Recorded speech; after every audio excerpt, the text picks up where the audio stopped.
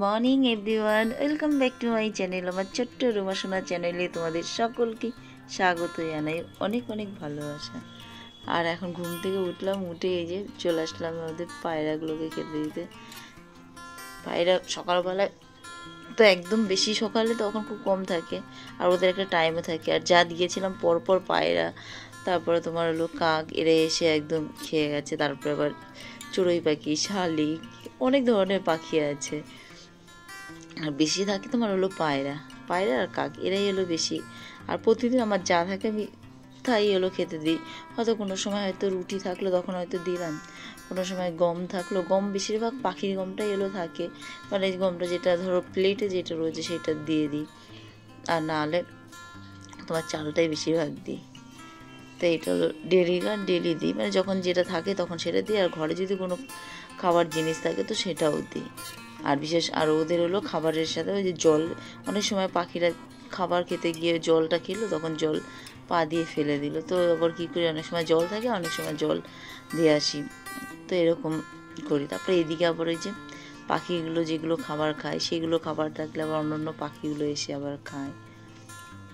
তা আজকে একটু সকাল সকাল উঠে, তা আজকে ভাবলাম যে কাজগুলোও করি। সকাল সকাল একদম বাইরে চলে এসেছি, সবার প্রথমেই পাখি দেখতেই পারলে পাখিদের দিলাম। তো একটু কাজকর্ম সব সেরে নিয়ে তারপরে একটু বাইরে একটু হেঁটেও নিলাম, হেঁটে নিয়ে তারপরে বেরোলাম। ছেলের পড়া ছিল, ওকে আবার পড়তে নিয়ে গেলাম।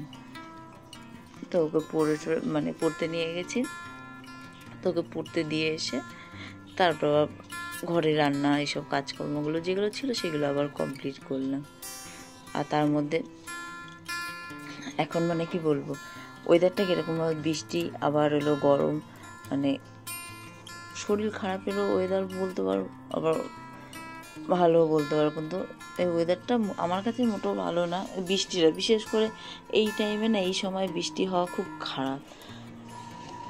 তো আজকে দিনটা একটু ভালোই ছিল, মানে রোদটা ভালো ছিল। তারপর তার মধ্যে জামা কাপড় কেচে দিলাম, মানে দিনের বেলায় সেইগুলো আবার ধুয়ে সেগুলো ভালো, রোদটা ভালো ছিল বলেই সকাল সকাল মানে এদিকে বাইরের কাজ করে, ঘরে রান্না ছিল, রান্নাটাও কমপ্লিট করে এদিকে জামা কাপড় কেচে দিয়ে সেইগুলো আবার ধুয়ে শুকিয়ে আবার সেগুলো ঘরে ভাঁজ করে রাখলাম।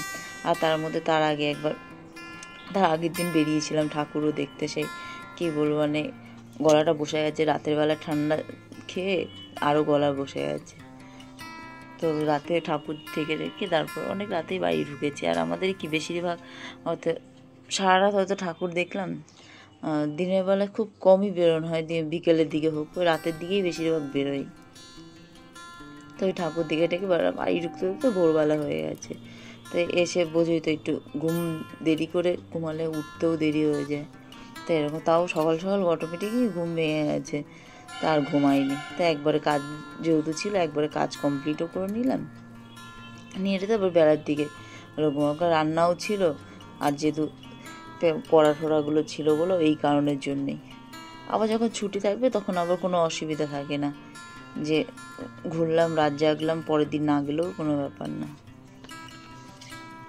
আর একদম সকালের দিকে কী হয়, এটা যেহেতু এসে আর আর সময় নষ্ট করিনি, বড় কাজ করে তারপর যেখানে বেরোনো সব বেরিয়ে কাজ পুরো একদম কমপ্লিট করে, তা আজকের দিনটা পুরো রেস্ট নেব।